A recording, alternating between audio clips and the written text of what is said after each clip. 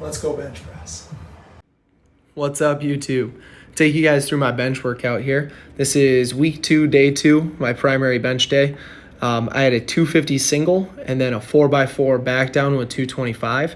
This was my last warm-up before my 250 single, and as you can see, I made 225 look like my personal rocket ship. I absolutely flew, felt great. And then here's that 250 single as well. I thought this move, with all things considered, really well. Looking back at the footage, didn't feel super great, but I thought it moved really well. Biggest thing that I'm focusing on right now is I've always benched suicide grip with a lot of elbow flare. Right now I'm going thumb under, and then I'm trying to tuck my lats and my elbows as tight as possible. You can see I'm really trying to emphasize that in my back downs and just try and keep my lats as tight as possible. My sticking point seems to be like partially on the way up, which is not really, part of that's a little bit of tricep, but it's not really my tricep, it's more so my lat. If my lats and my position stay tight, then I really don't have to worry about that on the way up. I also get a little bit more pec engagement, which obviously that just means more speed out of the bottom. So I'm going to keep doing that. As you can see, filmed a couple of my back downs. After I got done with that 4x4, I had a 2x10 here, Larson press with a 175. And same thing here. I widened out my grip for these Larson presses, and it actually felt really, really good. So I might start experimenting with moving a finger or two out a little bit further from where I'm at. And we'll see if that continues to be a good trend. But overall, happy with how bench has been. The biggest thing with my bench press is that I've lost maybe 30, 35 pounds. So I really just need to build a base again, right? I haven't been flat benching a ton, haven't really been able to press a ton because I've lost a ton of weight and I don't want to bench press. So now that I've been flat benching for the past 6-ish weeks, it's really, I just need to build a base and get more mass on my pecs, on my upper body to compensate for the fact that I'm down 30 pounds. Over here doing some single arm rows. So as you guys know, I've been talking about it too much. I popped a rib out of place about a week ago now, and the biggest thing that the chiropractor told me is that I need to retract my shoulder blades more, especially on the eccentric of rowing movements. So as I pull a cable or an implement towards me, right, I'm going to hold for a sec, get that squeeze, but as I let that cable or implement move away from me, I need to maintain a retracted shoulder blade position through that eccentric. So same thing here on the dips, right? I need to start going into more retraction through my shoulder blades, open up through the shoulders, get a little bit more pec involvement. I just need to stop staying in a protracted state, start hanging out a little bit more in retraction. So here I think I hit a set at 13, if I remember correctly, for the dips with a 20-pound chain, which I am definitely happy with. Progressive overloaded with 10 pounds and an extra couple of reps from last week. So definitely can't complain about that. Felt good. That was the end of my first workout, and this here's the start of my second workout of the day. So had maybe 3-4-ish hours in between these, just got a bunch of recovery in. I had let me think here. Did some compression therapy on the legs, on the hips, had some PMF, had some red light, sauna, cold plunge. Yeah, I felt really good. So coming back for my second workout of the day, we had some light overhead press, and a lot of this is just get as much scapular movement as I possibly can.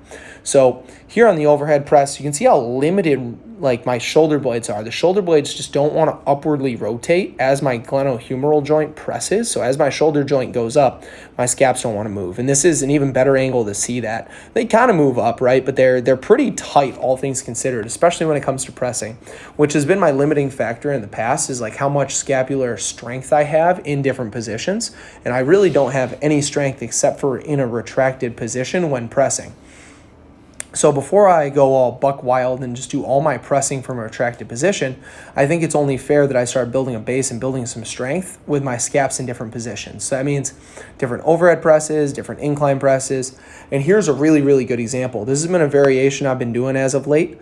So I've been putting a foam roller on the bench, and this just allows me to get way more protraction and retraction as I press. So as you can see here, I'm trying to get into a little T-spine flexion and round forward almost and get those dumbbells out in front of me, get those scaps out in front of me, out in front of my body.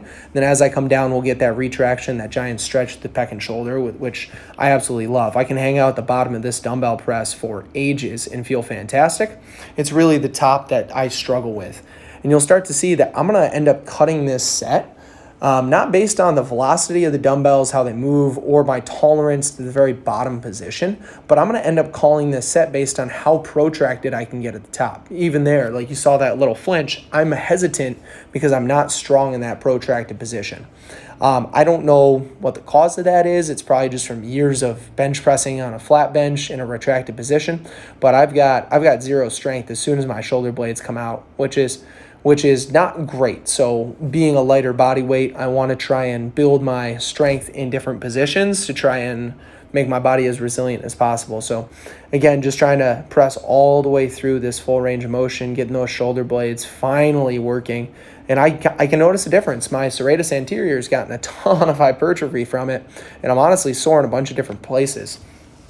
More so than anything, my pecs have been lit on fire from a ton of different movements, from these dumbbell presses specifically, and you'll see some push-ups coming up later, same thing. So here I supersetted some push-ups with some dumbbell cleans. These are like Louis Simmons West Side style, right? And this is just to get some extra external rotator cuff work in. We do a lot of pressing and a lot of anterior focused movements. This is that external rotation into a different position, right? Trying to get overhead and get those shoulders back behind the body.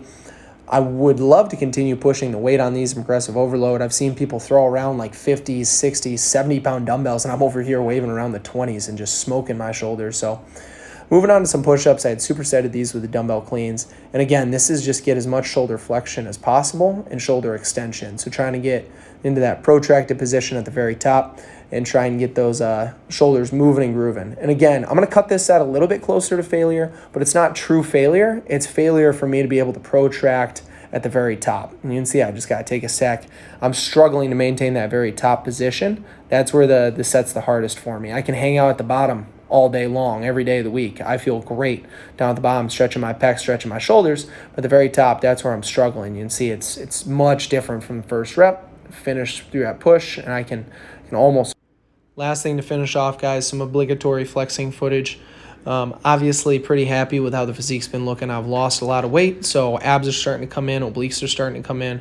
Very, very happy there. Chest and shoulders have been looking bigger. Upper back and neck's been looking bigger. Definitely can't complain. Lats are doing good as well from all the chin-ups and pull-ups I've been doing. Really need to bring up my arms, my triceps and biceps. I just can't be bothered to train them. They're some of my least favorite muscle groups to train. And overall, like, if I have small arms but big chest and big shoulders and big upper back, man, arms can stay small forever. I'm okay with that. Waistline's been looking great too. I've been able to hit these vacuum poses and look good pretty consistently, so I'm very happy with that. Overall, going to just let this ride out. Appreciate you guys, and catch you in the next video here.